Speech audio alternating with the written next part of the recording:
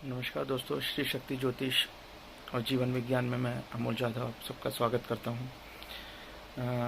मित्रों, आषाढ़ पूर्णिमा, गुरु पूर्णिमा या हम जिसे व्यास पूर्णिमा भी कहते हैं, बड़ा ही शुभ दिन, बड़ा ही मंगलमय दिन। मित्रों, ज़्यादातर ऐसा माना जाता है कि गुरु पूर्णिमा की शुरुआत गुरुकुल पद्धति जब थी चलन में, तब से हुई। ऐसा नहीं है, उससे पहले, बहुत पहले से ही गुरु पूर्णिमा जो है एक महत्वपूर्ण दिन माना गया, जब मानव को ब्रह्मलीन होने और मैं कहूँगा कि मुक्ति का मार्ग जब दिखाया गया और जिस दिन वो ज्ञान प्राप्त हुआ वही पूर्णिमा का दिन था। और तब से ही ये दिन बहुत धूमधाम से और बहुत महत्वपूर्ण हो गया। इसी परंपरा को गुरुकुल शिक्षा पद्धति के वक्त में ज़्यादा आगे बढ़ाया गया और काफ़ी भव्य रूप हुआ उसका। आज जैसा भव्य रूप तो नहीं है, क्योंकि आज हम जो है वो कहीं ना कहीं पाखंड से ज़्यादा जुड़ गए हैं या लाग लपट से ज़्यादा जुड़ गए हैं। पहले इस गुरु पूर्णिमा के शुभ दिवस पे श्रद्धा, भक्ति और डिवोशन को ज़्यादा स्थान दिया जाता था, बनिस्बत आज दिखावे को ज़्यादा दिया जाता है। खैर, मैं उस उस बात पे नहीं पढ़ूँगा। मैं दरअसल ये बोलना चाह रहा था कि हम अगर सहज होके या सजग होके देखें तो हम ये जान जाएंगे कि हमारी पूरी जीवन काल में हमें 4 तरह के गुरु प्राप्त होते हैं या 4 तरह के गुरु मिलते हैं। देखिए, यहाँ गुरु जो है वो एक ऊर्जा है। यहाँ जब मैं गुरु की हम बात कर रहे हैं तो गुरु जो है वो एक ऊर्जा है ना। और वो 4 तरीके से ऊर्जा हमें 4 स्तरों में प्राप्त होती है, जिसमें पहले ही गुरु रूपी ऊर्जा जो है वो है हमारी पहली गुरु, हमारी माता, जो कि हमें ममता मई तरीके से ज्ञान देती है। ममता जिसे कहते हैं कि जिसमें प्राथमिकता जो है वो ममता को दी गई है, और उसी के माध्यम से वो हमें थोड़ा अनुशासन सिखाती है, थोड़ा नैतिक मूल्यों की शिक्षा देती है, और बाकी भी दुनियादारी की थोड़ी बहुत शिक्षा जो हमें प्राप्त होती है, महत्वपूर्ण शिक्षा, वो हमें हमारी प्रथम माता जो गुरु के रूप में प्राप्त होती है उनसे होती है। यहाँ प्रेम को ज़्यादा ऊपर का दर्जा दिया गया है। दूसरे स्तर की जो गुरु रूपी ऊर्जा है वो हमें प्राप्त होती है शिक्षक गुरु रूपी ऊर्जा के रूप में। जब हम पहले गुरुकुल में पढ़ते थे, अब तो स्कूल कॉलेजेस हो गए हैं, तो जब हमें शिक्षक मिलते हैं और वो हमें शिक्षा देते हैं, तो वो विषय वस्तु की शिक्षा देते हैं हमें, तो वो जो शिक्षा हमें मिलती है, और भी कई वो पाठ पढ़ाते हैं हमें, तो वो जो सीधी शिक्षा जो होती है वो हमें किसी विषय वस्तु के बारे में ज़्यादा बताती है। जिसने जो सब्जेक्ट चूज़ किया रहता है आगे चल के उसके बारे में बताती है। और यहाँ पे जो है अनुशासन को प्राथमिकता ज़्यादा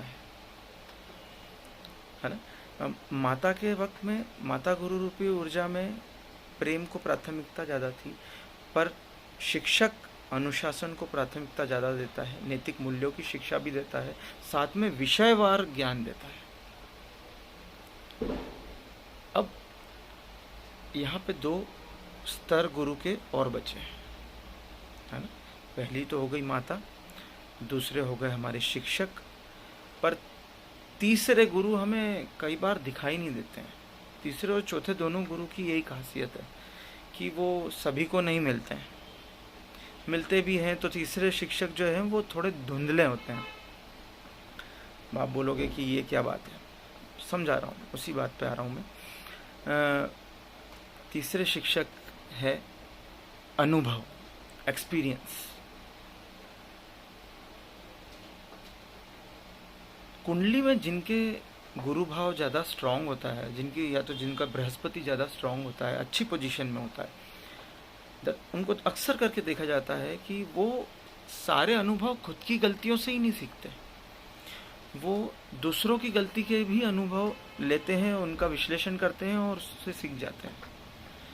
पर जिनका गुरु भाव इतना अच्छा नहीं है बाय बर्थ चार्ट के हिसाब से, उनमें अक्सर करके देखने में आता है ऐसा कि वो खुद ही ठोकर खा के सीखते हैं, और वो भी मैं कहूँगा कि 50% तक।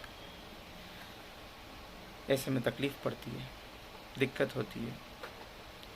अगर आप सारी ठोकरें खुद ही खा के सीखेंगे तो समय कम पड़ जाएगा। इसलिए हमारे तीसरे और महत्वपूर्ण शिक्षक है अनुभव। जरूरी नहीं है कि अनुभव हर कोई ले पाए। अकर्मण्य व्यक्ति जो है वो तेजी से अनुभव नहीं प्राप्त कर सकता। अगर कोई व्यक्ति आलसी है तो उसे अनुभव नहीं प्राप्त होगा। क्यों नहीं होगा? क्योंकि वो कार्य नहीं करेगा, वो कर्म ही नहीं करेगा, तो उसे नतीजे नहीं मिलेंगे। वो नतीजों का विश्लेषण नहीं करेगा तो उसे अनुभव नहीं होगा। ठीक है, तो अनुभव बहुत बड़ा गुरु है हमारे। वो हमें सिखाते हैं जो पहले हमने गलती कर दी या किसी और ने की और उससे सीख लिया हमने, हमारी ज़िंदगी को बेहतर बनाने में या अच्छा बनाने में बहुत मददगार है, बहुत सहायक है। अब बात करता हूँ सबसे उच्चतम स्तर के गुरु की, जो चौथे स्तर के हैं। नंबर तो चौथा है लेकिन सबसे उच्च स्तरीय है। हर एक के भाग्य में बोल लूँ या हर एक के बस की बात नहीं कि ये गुरु उन्हें प्राप्त हो जाए।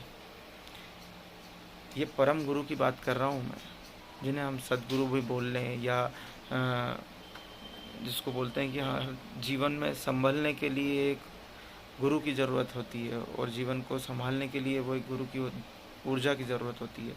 और ऐसे परम गुरु हर व्यक्ति को प्राप्त नहीं होते, ये बड़ी कृपा से प्राप्त होते हैं, या गुरु की कृपा ही बड़ी भाग्य से प्राप्त होती है। ऐसे गुरु आपके दिमाग में जितने भी मकड़ जाले हैं, जितने भी राग, द्वेष, जलन, ईर्ष्या और घमंड, ये सारे जो इतने दिमाग में बसे हुए विकार हैं, इन सबको दूर कर देते हैं। उनकी कृपा प्राप्त होती है, आप जीवन ज़्यादा बेहतर ढंग से जीना शुरू करते हैं। वह आपकी बिखरी हुई ऊर्जा को एक सही रूप देते हैं और वो सही रूप में ढालने की कोशिश करते हैं, जिससे कि आपका जीवन परिपूर्णता को प्राप्त होता है। और इसी गुरु रूपी ऊर्जा के महत्व को समझाने के लिए, इसी गुरु रूप ऊर्जा के महत्व को समझाने के लिए ये दिन इतने धूमधाम से मनाया जाता है। इस गुरु कृपा का महत्व, गुरु पूर्णिमा का महत्व है। मैं आज के इस शुभ दिवस पे सभी के लिए कामना करता हूँ कि ये चारों स्तर की कृपा आपके जीवन में आए और आपका जीवन परिपूर्णता को प्राप्त हो। नमस्कार।